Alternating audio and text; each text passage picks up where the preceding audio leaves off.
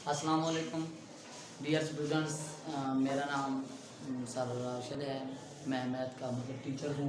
तो ये देखें, कोविड-19 की वजह से बच्चों जो लॉस हुआ है कि प्रॉपर क्लासेस नहीं लग चुकी, उसमें काफ़ी सारा हमने वैसे सिलेबस तो ख़त्म कर लिया है, उसका उनको रिवाइज़ भी किया है, लेकिन वो उस प्रॉपर तरीके से नहीं हो पा रहा।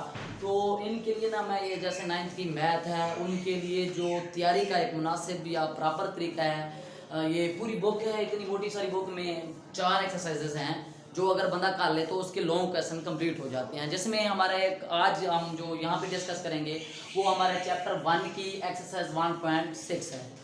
चैप्टर 1 की एक्सरसाइज 1.6 है वो, उसमें वो लॉन्ग क्वेश्चन आपका आएगा। वहाँ पे जो आपका पेपर होगा, सब्जेक्टिव पेपर होगा, वहाँ पे जो पार्ट 2 का आपका लॉन्ग क्वेश्चन है, सवाल नंबर जिसे हम कहते हैं 5 है, उसका अलिफ जो आएगा, आपका जो ए पार्ट आएगा वो 1.6 में से ही होगा। तो ये अक्सर उसी में से ही वो पेपर 4 एक्सरसाइजें हैं पूरे चैप्टर्स की। जैसे कि चैप्टर 1 की अब हम पढ़ रहे हैं, तो इसमें 1.6 में आपके लीनियर इक्वेशन को सॉल्व करने का मेथड है। आप इसमें लीनियर इक्वेशन को सॉल्व करने का इसमें मेथड है, जिसमें मैं एक क्वेश्चन लिख रहा हूँ। पहला हम क्वेश्चन लेकर ही डिस्कस करते हैं। उसमें ये क्वेश्चन लिख रहा हूँ मैं, 2x - 2y = 4, 3x जमा 2y = 6।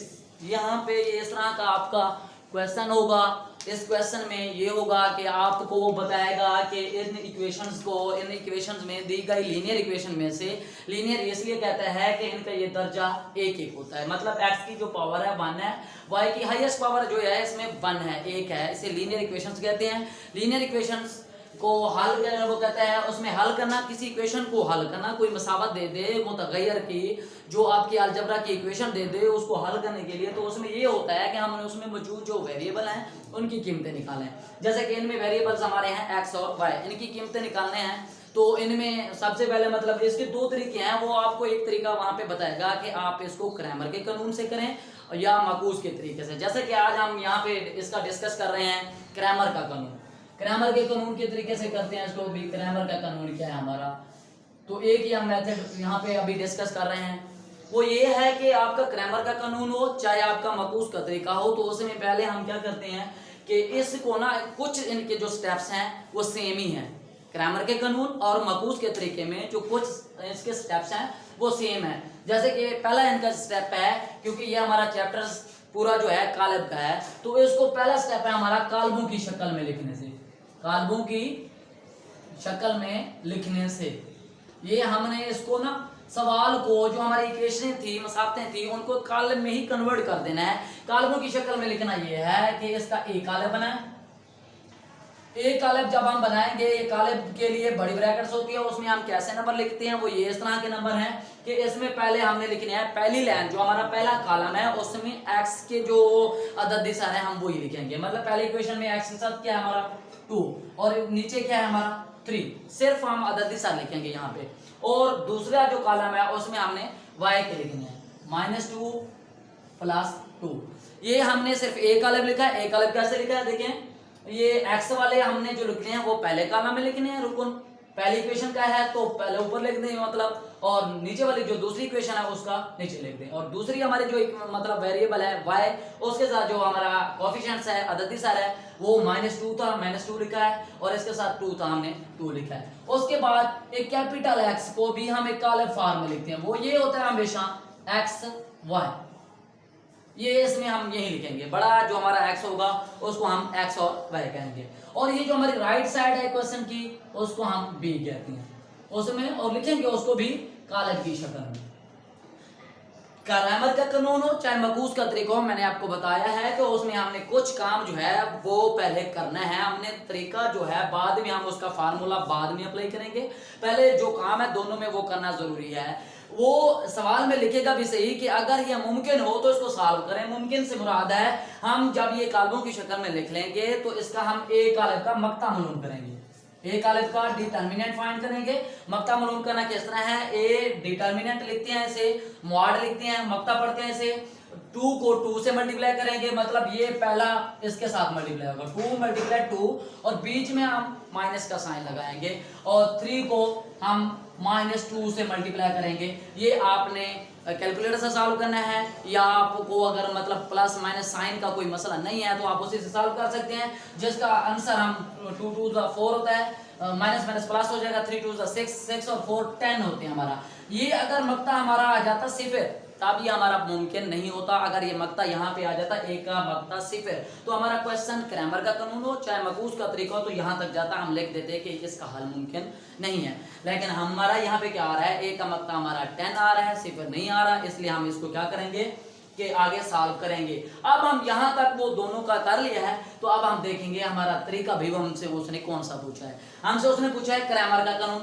तो क्रैमर के कानून का एक सिंपल सा मतलब उसका पहले हम फार्मूला लिख देते हैं, आपने लाइन लगा देनी है क्योंकि हमने इसमें एक्स और वाई मालूम करना है। तो आपने फार्मूला लिख देना है, पहला small x is equal to a x का मक्ता ओवर ए का मक्ता, मतलब एक्स हमने मालूम करना है, उसमें ए एक्स का मक्ता फाइंड करने की जरूरत होगी और ए का मक्ता हमने पहले से फाइंड किया हुआ है, ये एक्स के लिए है। और वाई के लिए छोटा y is equal to a y का मक्ता और ए का मक्ता। ये जो एक्स और वाई लिखना है हमने सब्सक्रिप्ट में लिखना है ए के साथ या उस ए के साथ लिखना है। अब देखिए हमारा ये जो फार्मूला है, फार्मूला मैथ में जितनी चीजों का हो 3 चीजों का अगर है तो उसमें हमें 2 चीजें मालूम होनी चाहिए और उसके बाद हम तीसरी चीज फाइंड कर सकते हैं। जैसे कि हम हमारे पास है एक्स हमने मालूम करना है, एक्स हमने मालूम करना है, ए का मक्ता हमें मालूम है, तो हमें सिर्फ जरूरत है ए एक्स के मक्ते की। ए एक्स का मक्ता मालूम करने के लिए हमें ए एक्स कालिब चाहिए।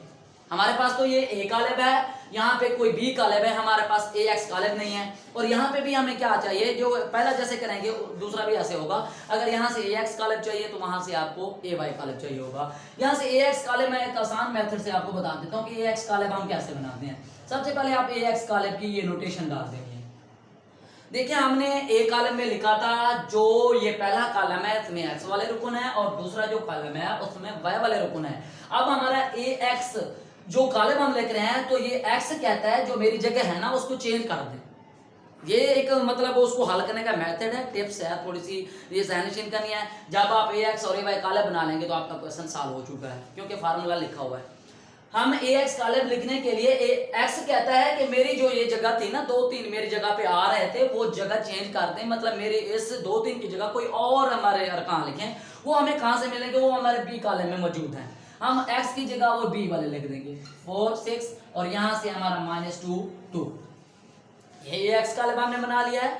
और आगे देखिए हम वाई कॉलम बना लेते हैं कि ए वाई हमारा कॉलम क्या होगा। ए वाई कॉलम भी इस तरह हम सब्स्टिट्यूट करके, अब हमारा ए एक्स था उसमें एक्स कह रहा था मेरी जगह बदले।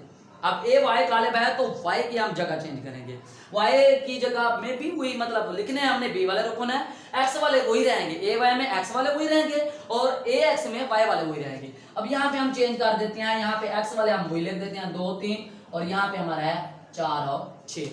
देखें आगे हमने कॉलम तो बना लिए हैं लेकिन हमें फार्मूले में क्या चाहिए कि उसका मक्ता चाहिए हमें। ये सिर्फ कॉलम नहीं बनाने थे, उसका आगे मक्ता चाहिए हमें। ये हमने इसका मक्ता भी फाइंड कर दिया। ए एक्स का मक्ता जिस तरह ए का मक्ता आपने फाइंड किया था इसी तरह ए एक्स का मक्ता भी हम फाइंड कर सकते हैं। ये 4 × 2 - 6 × -2, इसको हम सॉल्व करते हैं तो हमारे पास आता है 20। ये ए एक्स का मक्ता हमारे पास 20 आ गया। इसी तरह हम ए वाई का मक्ता भी फाइंड कर सकते हैं। तो ए वाई का मक्ता फाइंड करने के लिए 2 × 6 - 3 × 4, इसको हम जब सॉल्व करते हैं तो ये हमारा आंसर आता है 0।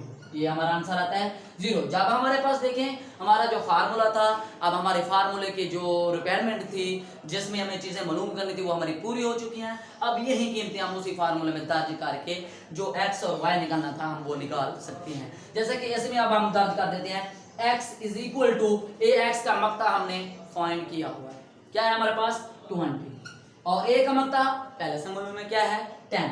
इसको हम अगर सिंप्लीफाई करें 0 से 0 कैंसिल करें तो x = क्या आता है 2 आता है। ये हमारी है x की कीमत। बाकी हमारी रहेगी y की कीमत, वो हम कैसे फाइंड करते हैं वो इस तरह हम फाइंड कर सकते हैं कि y = ए वाई मक्ते की कीमत हमारे पास है 0 और ए मक्ता की कीमत है हमारे पास 10। 0/10 0 समथिंग कोई भी चीज हो, 2 हो 3 10 कुछ हो तो उसका आंसर 0 होता है। क्या होता है 0। तो ये हमारे पास किसकी कीमत है y की। इसको हमने सॉल्यूशन सेट में नहीं लिखना, सॉल्यूशन सेट में उस वक्त लिखते हैं जब हमें एक ही वेरिएबल की कीमत निकालनी हो, x की निकालनी हो या y की निकल। तो ये हम ऐसे ही उसने पूछा है हमसे कि x की कीमत और y की कीमत इसमें मालूम करें अगर मुमकिन हो तो। ये हमारा था क्रैमर का कानून, जिसके तरीके से हमने क्या मालूम किया, x की कीमत और y की कीमत।